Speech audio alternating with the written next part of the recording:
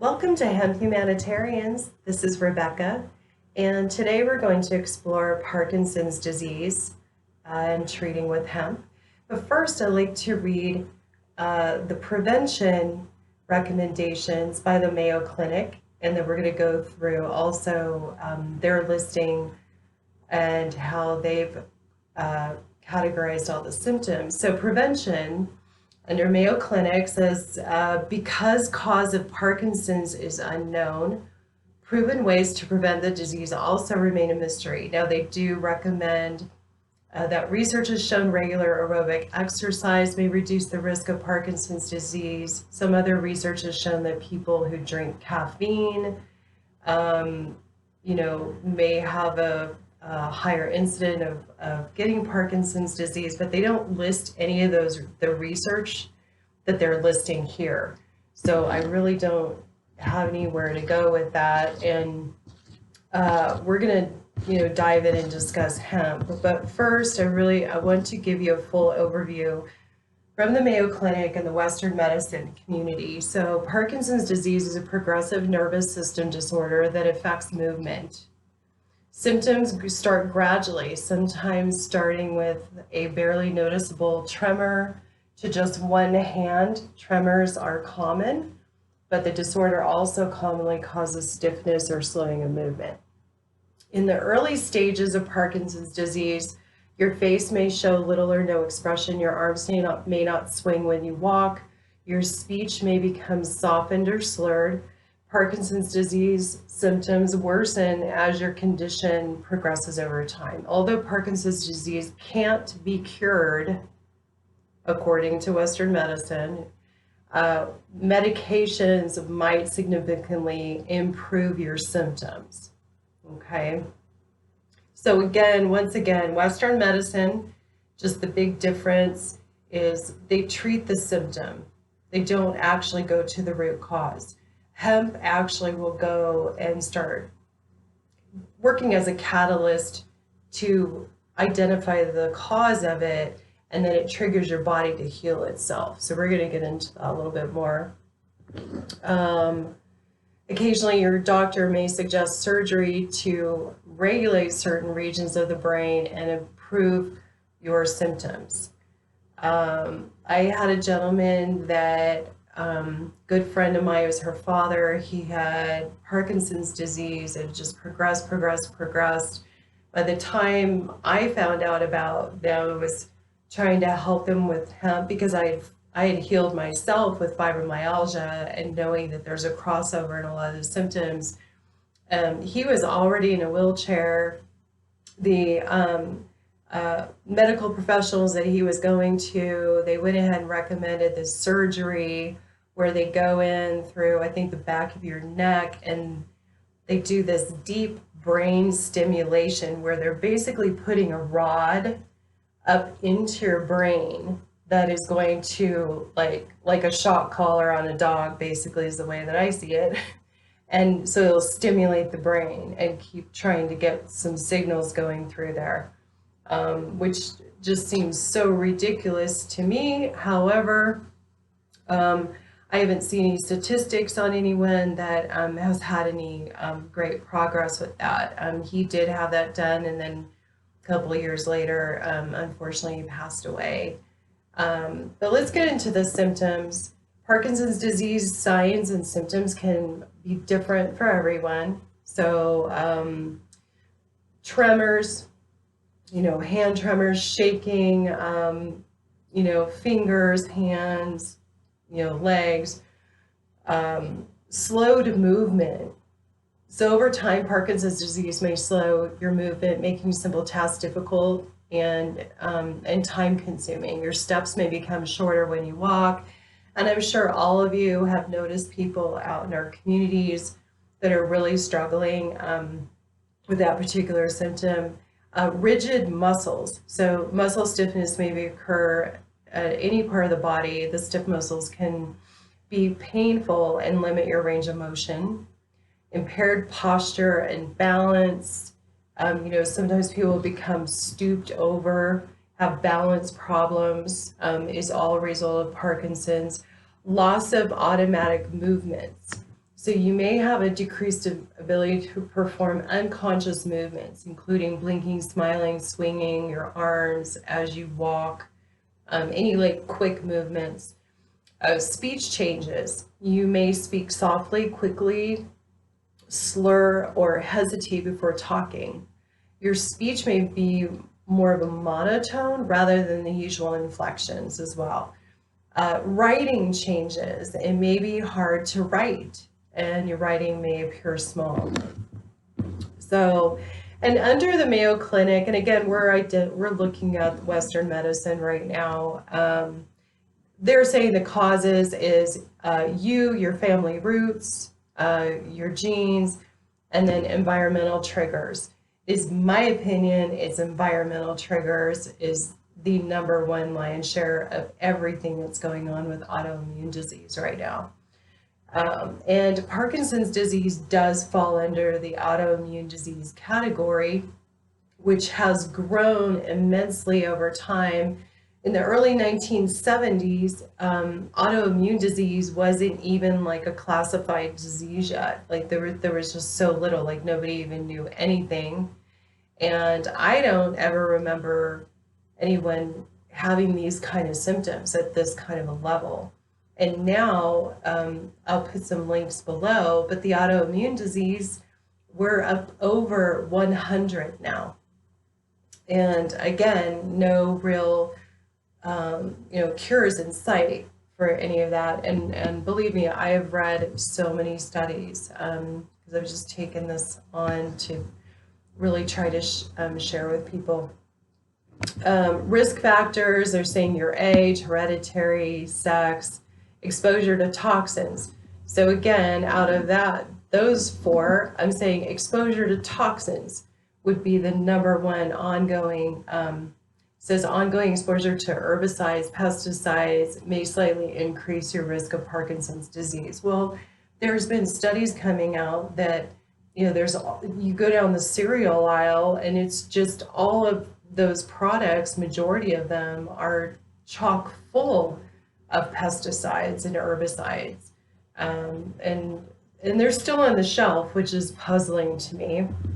Now, complications that you're going to experience with Parkinson's disease is thinking difficulties, depression and emotional changes, swallowing problems, chewing and eating problems, sleep problems and sleep disorders, bladder problems, constipation.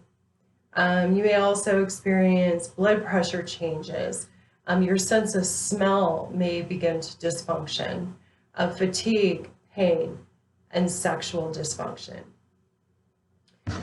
So, not a pretty picture there with Parkinson's disease.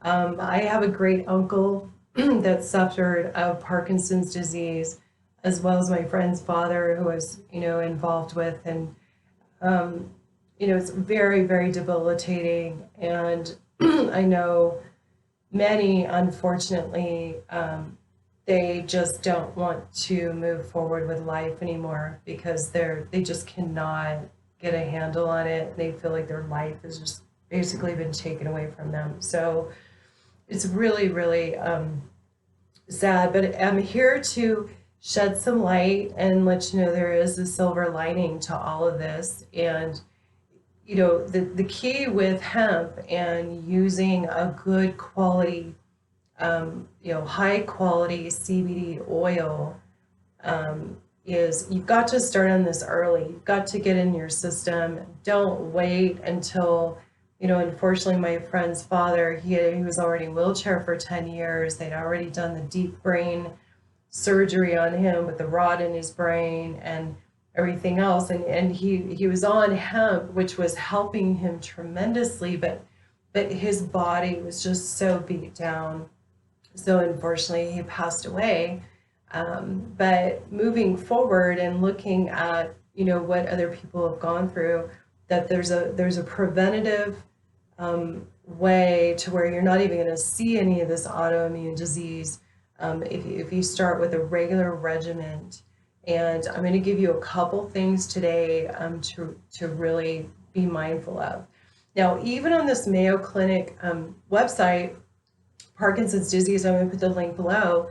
You know, they're mentioning environmental factors, and in my opinion, this is 100% of the lion's share.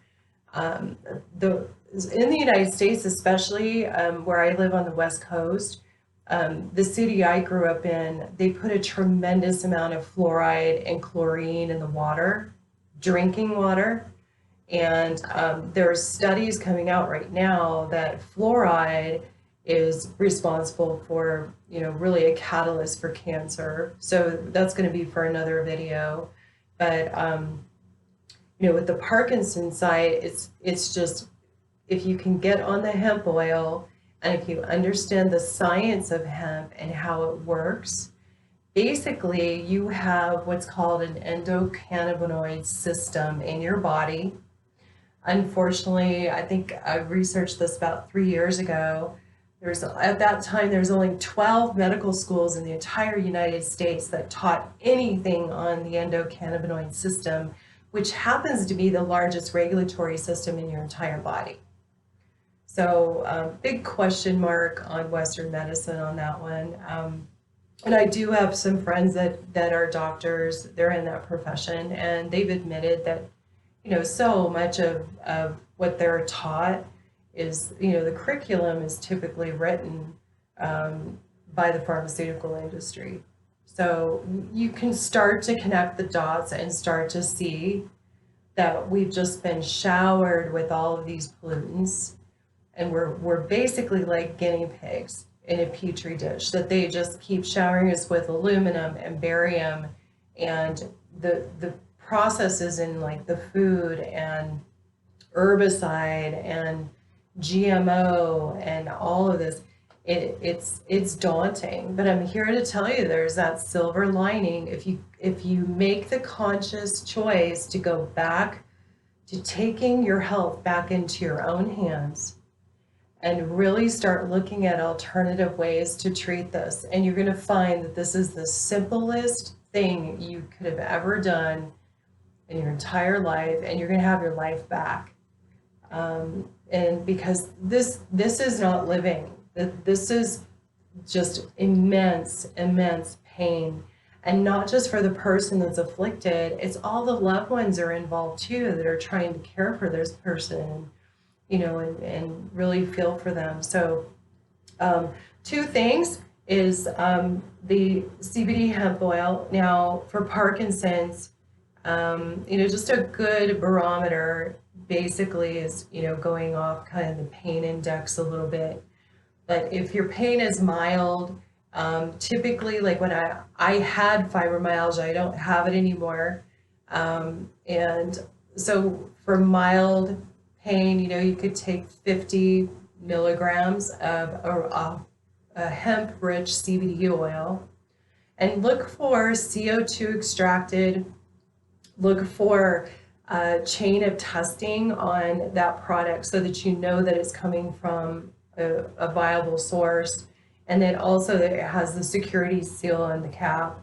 You know, many of these companies are real upfront. It's unfortunate that there's been a lot of sabotage on the CBD industry, especially online. So, you know, buying stuff online, they found, they did research, over 30% of a lot of those providers online, unfortunately, there's no CBD, or the CBD that's listed on the bottle is not the correct amount that is actually in the bottle.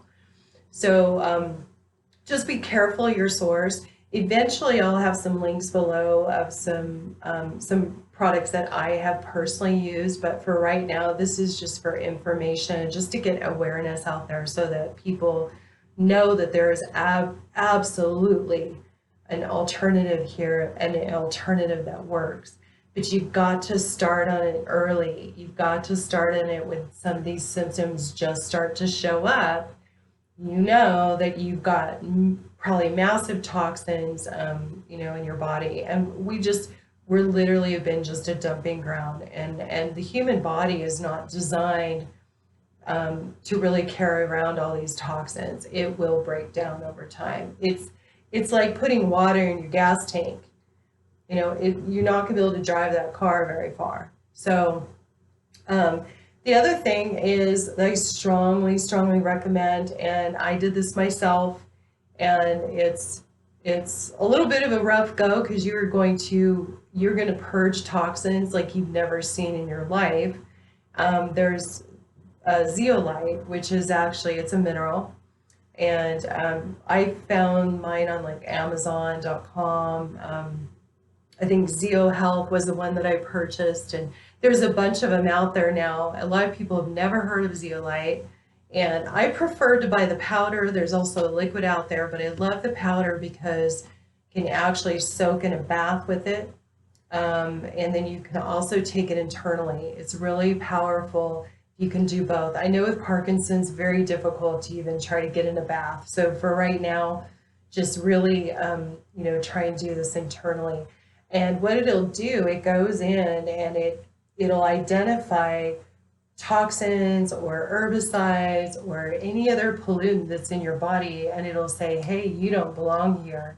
And it'll go in, it'll encase it, and most of it will go right out through your digestive tract and you'll eliminate it. And then a lot of what I had as well was I had it coming up through my skin. So there's a lot of environmental factors, I think that sunscreen has got just so many pollutants in it, and chlorine swimming pools, and who knows, like some of the chemtrailing that people talk about. I've watched a lot of videos on that with aluminum and barium. So that's why I think I had so much purging off like my chest and my arms, the top of my head, and like my jawline, and parts of my face. So I think because that's the most exposed areas. So that was really interesting to me. And the purging literally has, it was ongoing for at least 6 months. Just, it's a gradual process that your body is eliminating. And so you've got to give it time. None of this is overnight.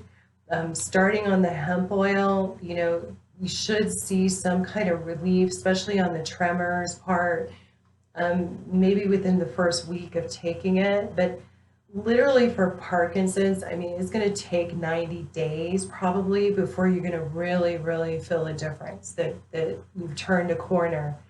And I would say stay on it. Like with my situation, I stayed on, I was doing 50 to 100 milligrams a day for my fibromyalgia, and I stayed on that for a year, just to make sure that I was out of the woods.